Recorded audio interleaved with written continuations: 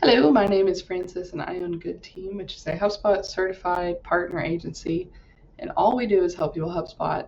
Today I want to talk about lead status and how to assign them or edit the HubSpot built property lead status. So I'll talk through how to define lead status, and then I'll talk through how to actually go into HubSpot and edit them if you'd like to do that. So when you start using HubSpot in your onboarding, you're very excited about many things. One of them that you're probably not thinking about is lead status, which is how to organize your leads. You're thinking about setting up your first automation, building your first report, setting up your sales and service pipelines. But for those who use good data management in HubSpot, they see a huge improvement on their whole team's ability to adapt to the system. So I'd highly recommend using lead status and also using lifecycle stages. Using them hand in hand is very helpful. Lifecycle stages are those defining data points like marketing qualified lead, sales qualified lead, opportunity. That tells you, okay, these leads are going through their life cycles with our company in our process. Marketing qualified means that they've interacted with you on your website or through your marketing materials. Sales qualified means maybe they've connected with a rep, and opportunity means that connection has proved to be, yes, this could be a potential customer, so on and so forth, and they become a customer and evangelist, etc. One thing about life cycle stages is they always progress forward, typically. You don't really want to go backwards because nobody's ever going to be learning about your company for the first time. If they are a marketing qualified lead, they're truly understanding that your service or product solves their need for the first time. If they have gone all the way through, an open deal has happened, a proposal's been sent, and they become an opportunity, they're not going to ever go back to being a marketing qualified lead. That's where lead status comes in. It fills in the gaps for, okay, this is a opportunity lead, but they haven't really touched base with us in 3 years. So we've got new products, we've got new stuff that they need to understand. So let's use a HubSpot built lead status to be able to decipher where these leads truly are in the day-to-day. So life cycle is objective, lead status is more subjective and can change and rotate backwards. And you might go from an open deal to new over time, meaning you go backwards. So these are when you go into HubSpot and you search lead status, most likely these are the lead statuses that you'll see that HubSpot has pre-built. You've got a new lead, which is someone you've identified, you're prospecting, you've met at some kind of event, they're new, you haven't really done any research, you don't really know if they're qualified, and so what you want to do is move them into in progress. Once Monday rolls around and you're ready to start digging into figuring out if the lead is qualified or not.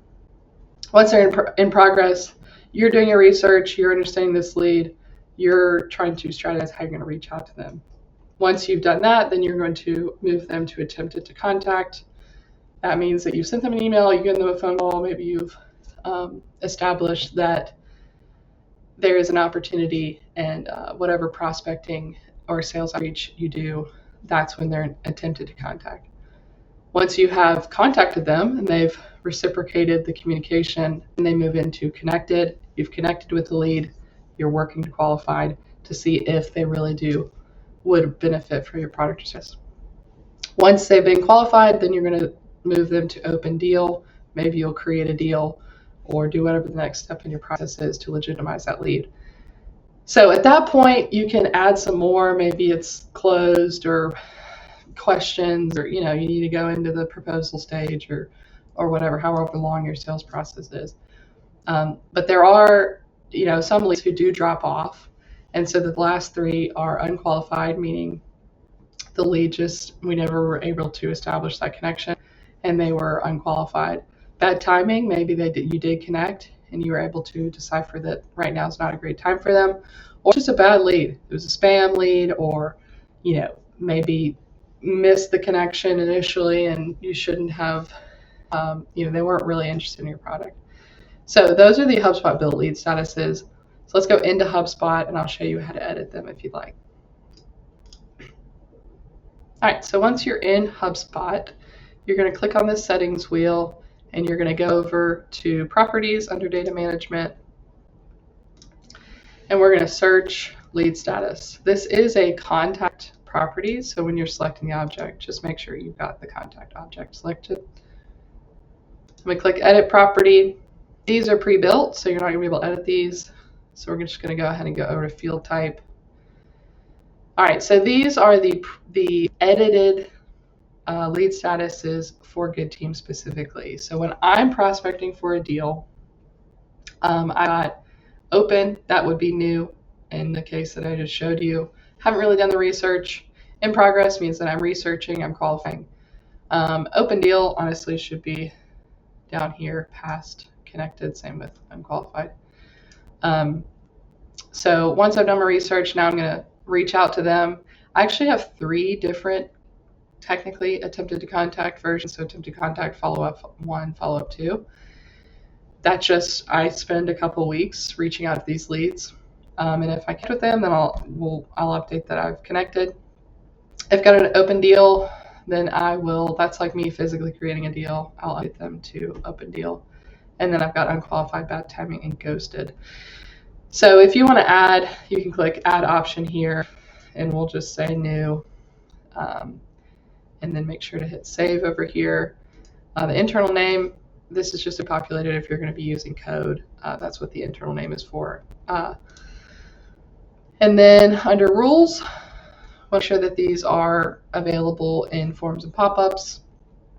Conditional, logic. If you wanted to create branches on if-then statements for the lead status, you're able to do that. Then you can see where these are used if it's already in progress, and then what it will look like on a record. So make sure to hit save, and that is how you create a lead status. Why should you create lead status? You don't have to use lead statuses. You could use your own system. You could create your own custom property if you wanted to. Personally, it helps with my prospecting to be able to segment these leads with custom views on the contact level. So I'll show you what I've got there.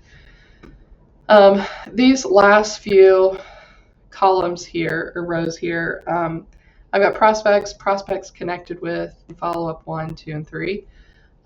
Follow-up 1 and 2. So that helps me be able to go into my portal. My home screen is my prospects. I'm able to quickly see who has not been reached out to, who I've connected with, and who I'm in follow-up with. That's one use case. It's a property, so you could build reports, you could set up automation, you could use if you wanted to use it, smart content in a list on an email, something like that. So there's many uses for lead status, and I highly recommend using it. If you have any questions about using lead status versus lifecycle stage, I'd love to talk. You can chat in the bot or fill out the form at the bottom of the page. We'll talk soon.